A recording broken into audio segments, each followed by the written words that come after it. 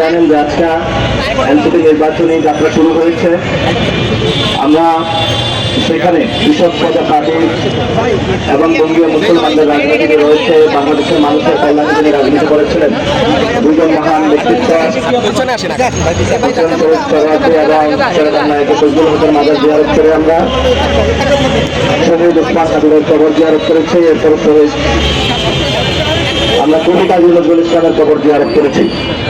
আমরা 47-এর আজাদের লড়াই, 71 বৈষম্যের বিরুদ্ধে লড়াই এবং 34-এর মানবিক মর্যাদার যে লড়াই রয়েছে, প্রত্যেকটি জায়গাতে আমরা জিয়ারত করে এসে আমরা মার্চ ফর জাস্টিস, যেটা আমাদের সহযোদ্ধা শহীদ ওসমান হাদি ভাইকে ঢাকা আটে খুন করা হয়েছে, এই ঢাকা আটে আমরা মার্চ ফর জাস্টিস করেছি শহীদ ওসমান হাদি ভাইয়ের বিচারের দাবিতে।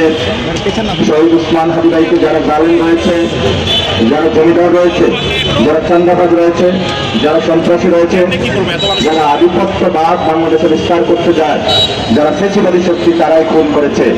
আমরা বর্তমান সরকারকে বলবো, দ্রুত এই খুনের বিচার করুন, না হলে বাংলাদেশের বিভিন্ন জায়গায় শহীদ ওসমান হাদি ভাইকে যেভাবে আমরা হারিয়েছিলাম, আমাদের অনেক সহযোগিতাকে এভাবে হারাতে হবে।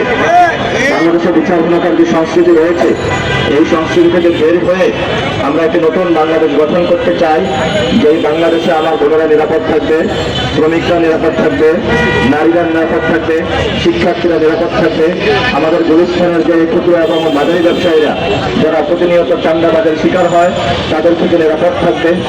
বিভিন্ন জায়গায় বাস কাউন্টারে যারা চাঁদাবাজের শিকার হয়, যেসব চাঁদাবাজ রয়েছে, তাদের থেকে আমরা নিরাপদ থাকতে পারবো। এবং যে প্রশাসনিক যে ব্যবস্থা রয়েছে বাংলাদেশে, যেখানে দুর্নীতি সয়লাভ হয়ে গিয়েছে, এই দুর্নীতি থেকে আমরা মুক্তি চাই। সাথে সাথে বাংলাদেশে বিভিন্ন জায়গায় মেরিট বেসড যে টেন্ডার হয়, সেটা না হয়ে দলীয় যে টেন্ডারবাজি হয়, সিন্ডিকেট হয়, এই দুর্বৃত্তায়নের চক্র আমরা বাংলাদেশে ভেঙে দিতে চাই। আর সেই জন্য আপনারা জানেন, গত 15 বছর বাংলাদেশের মানুষের পকেটের টাকা কেটে নিয়ে লুট করার যারা শ্রেণী রয়েছে, তারা বিদেশে টাকা পাচার করেছিল, ব্যাংকিং খাত দেউলিয়া করে দিয়েছিল। আমরা সেই সব মানুষদেরকে বাংলাদেশের বিচারের কাজ গড়ায় দাঁড় করাতে চাই।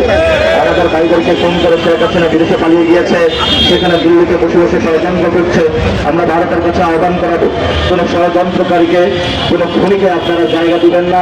তার ফাঁসি গায়ে হয়েছে, তাকে বাংলাদেশে আপনারা ফেরত দেন এবং বাংলাদেশে আমরা তার যে ফাঁসি গায়ে হয়েছে তা দ্রুত বাস্তবায়ন করতে চাই। বিভিন্ন রাজনৈতিক দল নির্বাচনী মাঠে যারা সংস্কারের এজেন্ডাতে রয়েছেন, আমরা সকল দলকে আহ্বান জানাবো, শহীদদের দিকে তাকিয়ে হলো আপনারা গণভোট হায়ের পক্ষে কাজ করুন।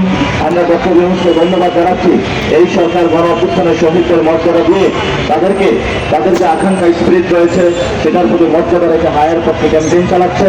এটা বাংলাদেশের স্পিরিটের জায়গা, এটা কোনো দলীয় স্লোগান না যে গণভোটে হা দেন। আমরা সেটার সাথে ঐক্যমত হয়েছে 10 দলীয় জোট প্রত্যেকটা জায়গায় বাংলাদেশ জামায়াত ইসলামী, খেলাফত মজলিস, এবি পার্টি, খেলাফত আন্দোলন থেকে শুরু করে বিভিন্ন দল, প্রত্যেকে আমরা হায়ের পক্ষে ক্যাম্পেইন করছি, কাজ করছি এবং জাতীয় নাগরিক পার্টি দীর্ঘদিন ধরে সংস্কার প্রক্রিয়া স্পষ্টকরণ সহ গণভোটে হায়ের প্রক্রিয়ার জন্য কাজ করে চলছে।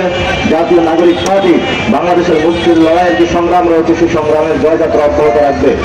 ঢাকা আটে আমরা দেখেছিলাম, এখানে অনেক খুন করা হয়েছে। 28 অক্টোবরে এখানে শহীদ ভূমি রয়েছে। শুধু তাই নয়, 7 লাখ আমাদের আলেমদেরকে খুন করা হয়েছিল ঢাকা আটেই। শুধু তাই নয়, এখানে সাম্যকে খুন করা হয়েছিল। আমরা একটি হত্যাকাণ্ডের পর্যন্ত বিচার দিতে পাইনি। এই বিচারগুলো বাংলাদেশে আমরা দ্রুত বাস্তবায়ন চাই।